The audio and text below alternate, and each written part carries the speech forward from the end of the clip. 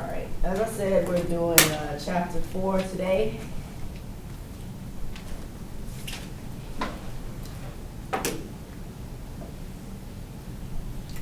Does anybody know anything about organizational behavior? Know what it is? Have you heard of it before? Or is this something that's completely new to everybody? Completely new to everybody? Well, organizational behavior combines a little bit of each of these areas: industrial science, management, bureaucracy, and human relations. So it's basically the study of behavior in organizations. It particularly pertains to the workplace, so how people behave in an office environment, in a work environment. And here are some of the other disciplines that organizational behavior also draws on. It's very heavily involved with psychology. So it draws on psychology, social psychology, industrial psychology, sociology, communications, and anthropology. It kind of draws on all of these different areas, organizational behavior that is. So, organizational behavior happens at 3 main levels. Happens at the individual level, and at the individual level, what occurs is perceptions, attitudes, and assumptions. So this is at the individual level. It also happens at a group level, group meaning between individuals. So at a group level, we have leadership, teamwork, and decision making. All these things happen within the group level. And then the last level is the collective or collaborative level, which means within an organization. So if we were to think in terms of this class, the entire class would be an example of the collective level. And at that level, we have work structures, organizational systems, organizational culture, and organizational learning and adaptation. So these are the 3 main levels at which organizational behavior occurs at. So you may ask, well, how does organizational behavior relate to healthcare or healthcare management? Well, we all know in healthcare we work with a lot of different people, work with different groups of people every day. Sometimes that includes patients, our customers, sometimes that just includes our work teams. But in the healthcare industry, we are very heavily involved with organizational behavior on a day-to-day basis. Here are some of the challenges within healthcare for organizational behavior.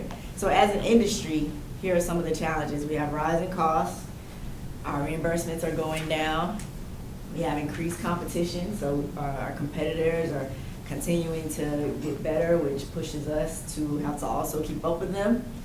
We have consumer demands. You could also look at that as patient demands. As patients are becoming more knowledgeable, they're going to expect and want more. We have new services to offer, outpatient care, chronic illnesses, so people are getting sicker, patient safety concerns, quality of care, and labor shortages. So these are all industry. And then within our own organization, we have our professional workforce, we have exacting work, high reliability, technical expertise, and professional autonomy. So these are both healthcare challenges as they relate to organizational behavior. Any questions about this slide? So, organizational behavior has a lot to do with cognition. Does anybody know what cognition means? Have you heard of it? Has anybody taken any type of psychology class yet? It's the way You you should have heard about cognition in your psychology class. It is. It's the way you think. You had your hand raised back there. Oh, that's what I was going to say. Kind of the same thing. So yes, cognition deals with how you think, mental processes, so how you mentally process things. And here are some of the things that it may include: what information is noticed, how that information is processed, and how meaning is created. So when we think about mental process for handling information, all of these things come into play, our perceptions, our thinking and reasoning, and that creates the behavior. Sometimes the way that we handle information occurs in patterns, which are predictable patterns sometimes. So the main take home here is to remember that cognition deals with how you think, how you mentally process things, and these three key things are all that happen within cognition. So this is a cognitive model that kind of highlights what we just talked about, but we're going to kind of break it down and go through it. So you have a situation or a task, which leads to your thinking, which then leads to your behavior. So let's think about the first day that you had class here, the first day of HMT 110. Think back to that first day, and we know that the situation was it being your first day in class.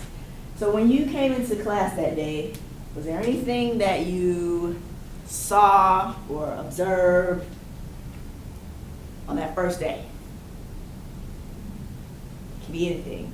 It could be something that you saw or observed about the class in general, about your classmates, about your instructor. But does anybody have anything that they can remember? Yes, ma'am. We only have one male in the class. Okay, we only have one male in the class. Is that right? Any other observations? The number of students. Yes, ma'am. I'm gonna take it. Same thing. So number of students. Okay, You look fairly young and you already have your PhD. That's what okay, it's kind of- all right. Any other observations? All right, so we're gonna go through each one of those. So the first one was that we only have one male in the class. That was an observation. So that was here. And then what did you think after you made that observation? It's kind of like, I guess, the field in real life. There's not many males.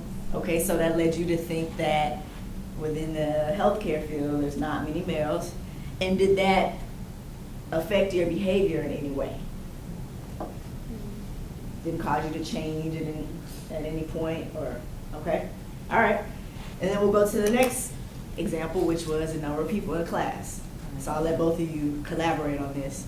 So what did that lead you to think? That the class wasn't overwhelming, sometimes you can be in a large setting and feel intimidated, All right, or, you just, I don't know, it could be just the way you learn. all right. Did everybody hear what she said? You know what that means? I need to talk up? Yeah. Okay, got you. Say it again? Yeah, it was good. Okay, being in a smaller classroom setting, I was thinking it's not a lot of people in this class, students in this class, and it's not overwhelming for me. And that way I can not feel intimidated, because it's so many students and it's a lot of students, and I'm able to learn Okay. from, being in a smaller setting. Did everybody hear it that time? There you go, thank you very much. All right, so then your behavior, did that change your behavior in any way? The way I learn. All right, meaning, like now I'm more into the class. so you're more engaged? More engaged. All right, so good example. So her thought was that it was a smaller class. It led her to think that she was going to be able to be more comfortable, which has led to her behavior, which has allowed her to speak up and give examples and be more engaged in class. All right, let's come over here. You also had the same example, where you noticed that. I remember you saying in the office visit that we were in an active class, so when I saw that it was a smaller class, and it made me not feel so nervous about being able to be in groups and be interactive with the class. Okay. So kind of the same thing. It led to your thinking of being more comfortable, and as a result, your behavior was to not be nervous. Okay? And then your last example. And this is an important example, and I'll tell you why in a little bit. Your last example was that you noticed that me as an instructor, I look very young, and you said Oh, for you to have your to have a PhD. Yes. All right, so what did that lead you to think? Honestly, it made me think that the class is going to be a bit challenging, well, based on your email as well, but because you are so young, that shows how driven you are, so I'm sure that you'll expect the same from us. Okay, and then that led your behavior to be? Stay on top of my stuff. All right, so that's a great example. And the reason that that is important is because as managers, you're going to interact with so many different people from so many different backgrounds, ages, as well as your patients.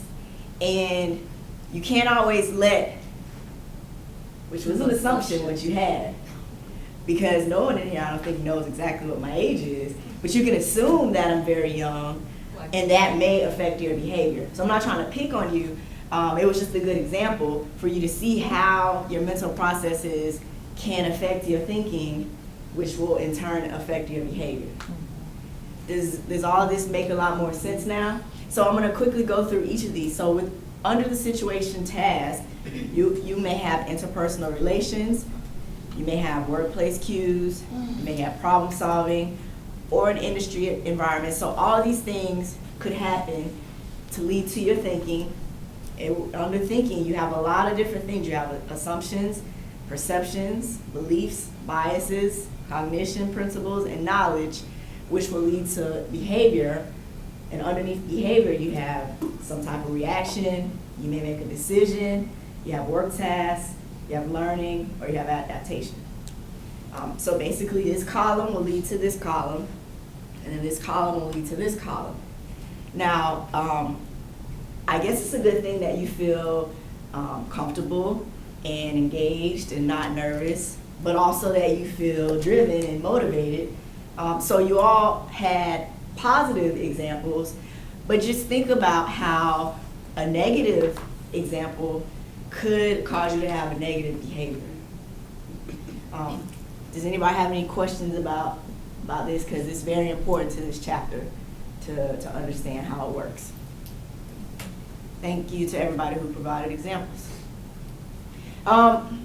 So here are some of the thinking patterns that are important and essential to organizational behavior.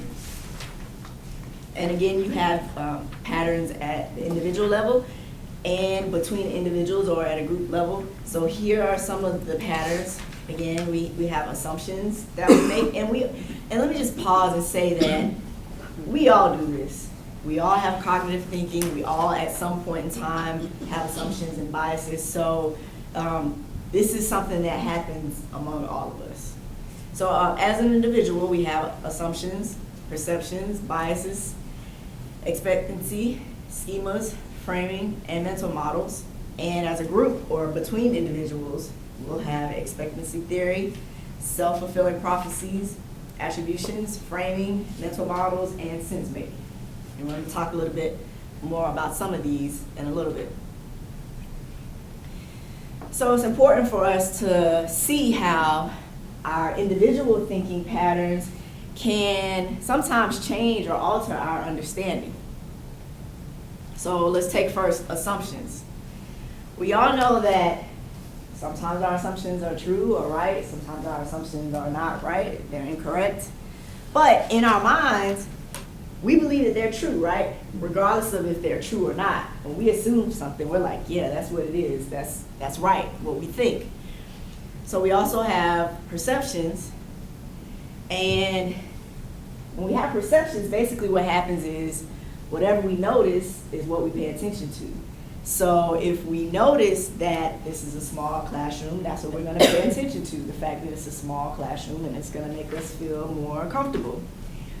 If we notice that I appear to be young, we're going to pay attention to the fact that we think that I'm going to be a stern instructor, right? Because that's what we notice. So with perceptions, just remember that what you notice is what you pay attention to. And then we have cognitive biases, and this deals with how we process information and how we handle it and how we use it to make a decision. Now we have patterns between individuals or within a group that can also change or alter our understanding. Here we have a self-fulfilling prophecy. Basically, this is expectations about someone else's behavior. So this has to do with sometimes when you're working in teams, right? You may have certain expectations for everyone within your team or your group that may elicit the expected behavior, right? We also have expectancy theory. And under this theory, it's basically when managers affect employee motivation when they influence the employee's expectations, right? Attributions, we're basically thinking about the likelihood or the cause of someone else's behavior. And to go on to that, the attribution theory basically explains someone else's behavior, basically assuming that it's caused by a situation or someone else's disposition. Mental models, basically beliefs about how things work. And sense making. Sense making is important. We're going to talk a little bit more in detail about sense making, but basically it is when we have people within our group or our team that try to make sense of something that's unclear or ambiguous. So what happens at an organizational level when we participate in sense making? Well, these things happen. First, when an organization makes sense of a situation, how they perceive the environment defines their opportunities and their constraints. So if we're all working together in a hospital and the hospital culture is negative, no one's positive, the management is always looking down on their employees, that's how we're probably going to define our constraints that way. Oh, I'll never get, a promotion because of how the culture is here. That's us making sense of how the situation is. The next thing, when organizations make sense of a situation, understanding is retrospective because it emerges through hindsight. You guys have all heard the saying that hindsight is 20/20. Well, when you participate in sense making, a lot of times things aren't necessarily clear until after it happens, because by that point you've made sense of what has happened. And the last thing, when organizations make sense of a situation, taking collective action requires sufficient understanding of the situation, though actionable understanding may not be completely accurate. So basically what this is saying is, again, for us to completely make sense of something, we have to have complete understanding of what's happened. Even though sometimes when we think we understand something, it may not be accurate. And that may be, again, because we've applied some type of assumption, which we just talked about are not always true. In your chapter, in your book, it speaks about 5 disciplines of organizational learning. And I'm just going to quickly go through some of these and talk about them. First, systems thinking to recognize patterns of connections. So when it says systems thinking, it's talking about the organization as a whole when it says systems. So in order for us to create some type of connection within our organizations, we have to collectively think together, basically be on the same page. At the same time, we have to strive for individual mastery. So while we're thinking collectively together, we still have to make sure that each individual within our system or within our organization is doing what they need to do to be proficient within their skill. We're challenging and surfacing mental models. So just because one of our employees here thinks that we should have a ratio of 10 patients to 1 nurse, maybe we shouldn't just always be okay with that. Maybe we need to challenge her and say, actually, we probably need 7 patients to 1 nurse instead of 10. What that does is it gets us all thinking. If we're challenging other people's mental models, maybe we can come up with a better solution if we have everybody thinking about it. Again, if we're thinking together, we're creating a sense of a group, common identity, and hopefully we're also at the same time sharing a vision, a collective vision within our organization for the future. We're also going to have team learning, obviously, and if we have good, effective team learning, we're going to be reducing our assumptions and, again, creating that shared environment, a shared meaning environment. So, communication. We know that communication on a one-to-one basis is very difficult. Hopefully you guys all understand that. So just imagine communication at an organizational level. It has to be much more difficult, right? Within communication, we have a sender and a receiver in all types of communication. We're gonna have a sender, we're gonna have a receiver. And what happens between the sender and the receiver, we're exchanging understanding, right? So it doesn't always go smoothly, like I just said. Sometimes we have barriers. And here are some of the reasons why we may have barriers. So the first one, the sender's thinking and behavior. So let's say, let's take the example about the website not working, the NC Live website not working. So let's say I sent out an email and said, the email just said, I'm gonna send an email to you that says, the NC Live website is broken. That's it, right? That's my email. So, why might that create a barrier? Yes? Well, for one, you didn't, like say she had already finished her discussion board, she might not have kind of put two and two together thinking that, oh, maybe the next one I'm gonna have trouble with. So she might just basically not just ignore your email because it doesn't say, hey, discussion board 4 is coming up, we might not be able to do it. So I think Okay. that's where the breaking communication is. Okay, so there might be a barrier because she may not know what assignment talking about. When you had a comment? No? What other barriers might that email to Ms. Jenrette create? It's not detailed enough, it's not giving you enough information. So it's not detailed enough. But what type of barriers might that create because of the fact that it's not detailed enough? What might happen as a result of that? The issue can't get resolved if you don't know exactly what's going on. So her issue might not be resolved. Okay, so an issue might not be resolved if I don't have enough details. Can you think of any other barriers? Could the receiver potentially take my email as being cold?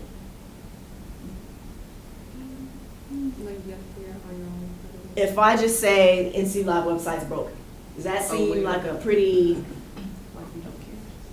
you might perceive, a barrier might be that you think that I don't care, right? Because it's very short, it's very cold, there's not enough information.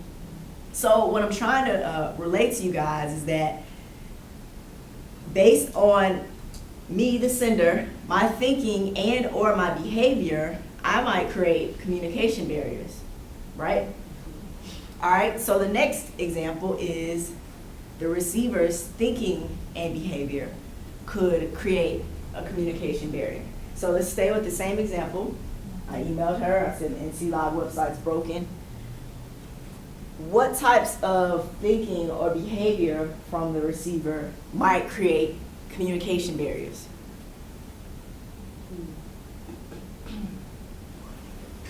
Her thinking that you are being cold, so then it kind of, not so much makes her cold because it's for her grade, but kind of makes it where she thinks that you're not approachable, so then she won't come ask you Right. about something. So it may cause future barriers because she may choose to distance herself based on my message, right? Okay. To go back to the comment that you made earlier, with her not knowing exactly what the message is pertaining to, it could also create a barrier of her not knowing her responsibilities and turning in her assignment by the deadline, right? Can you think of any other examples?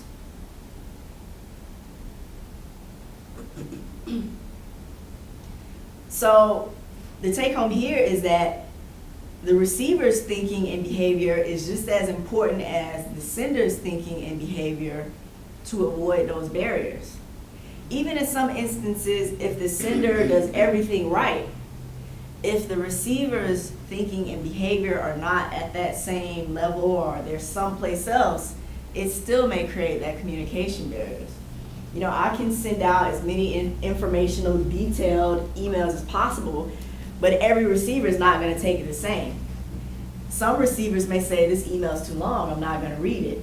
Some receivers may say, wow, this email provides me with all the information I need to be successful. So even as a sender, if we're thinking in terms of healthcare management, even as a manager, if you do everything right, if you communicate everything right, you still may have some receivers that, based on their thinking and behavior, could create communication barriers, right? All right, and then the last example is communication barriers can arise from the organizational setting. So I'm going to try to stay with the same example. The NC Live not working. Let's say that I did send out an appropriate email about NC Live. I gave you all the information you needed. You received it. You're okay with it. But the organization, which I'm not going to say the name of the organization, has not fixed the issue. And so as students, you still can't access the website, and it's somewhat out of my control too as the instructor, right? So the important thing to look at here is that, again, even if the sender does everything right, even if the receiver gets the message and has a positive thinking and behavior about it, if the organizational, at the organizational level, if they haven't done something, it can still create barriers, right? And it could create barriers between the sender and the receiver. We could start out with a great rapport, but if that website breaks and, at first, you receivers are okay with it, but after a few days, if it's still broken and you get frustrated, even if you start out not being upset at your instructor because something here hasn't been done, it may trickle back up here and create barriers. Does that make sense to everybody? Mm-hmm. So the take home here is to see that barriers can arise from all these different levels. Sender, receiver, or from an organizational level. Does anybody have any questions about how that breaks down? All right, so at some point we're probably gonna have communication breakdown or some other types of issues. So we have to have some type of problem-solving mechanism in place to be able to handle that. So what needs to happen first with any type of problem that you're trying to solve is you first have to do problem identification. And this will be important to apply the same type of steps when you're approaching your case studies or your writing assignments. You always want to identify the problem first. What is the problem? We can't just start writing if we haven't really thought deeply about what the problem is. So we want to recognize the problem first. After we figure out what the problem is, then we want to identify the cause. What's causing the problem? What's the root of the problem? After we figure that out, we want to set goals. We want to set goals as to figure out how to get a solution to this problem. And then we don't want to just stop here at setting goals. We want to generate options. Can you think about why it might be good to generate options? So you have different ways of going about fixing it. You have different options. You want to have options because if you just stick to one thing and then it doesn't work, then you may have to come all the way back up here and start over. Whereas if you generate multiple options here, if one doesn't work, you can choose another one, keep going. So after you've gone through problem identification, then you want to go down to the problem solution. So you have your options. Next, you want to assess your options. So basically this means you probably want to prioritize your options. So let's say you have 3 options, A, B, and C. You want to think about which option is most realistic, most feasible. Make that your first option, and then order them from there. So you want to assess the options. Then you want to choose among your options. So you're going to choose which one is the best. And then you want to actually implement that option. So let's say, we're going to go with plan A after we selected it. We're going to stop there. That's when we actually put it into play. And then the last step is to evaluate the solution. So we choose a plan A, we implement it, we don't want to stop there. We want to evaluate it to see how well it's working. Because just because we think we found a solution and we picked the best option, after implementing it, we may find that it actually was not a good option. So we always want to remember to evaluate it after we've done something to see how well it's working. And then at that point, we can either, if it's working well, we can continue. If it's not working well, we may have to come back up here, start over again.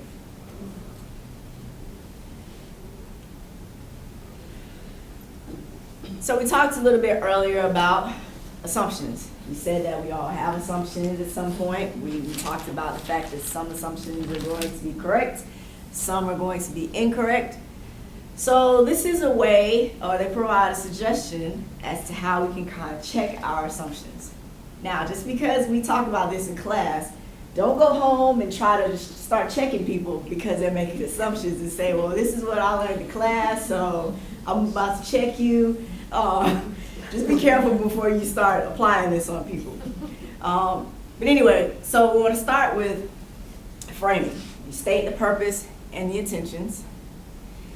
Then advocating, state the opinion or the feeling. Illustrating.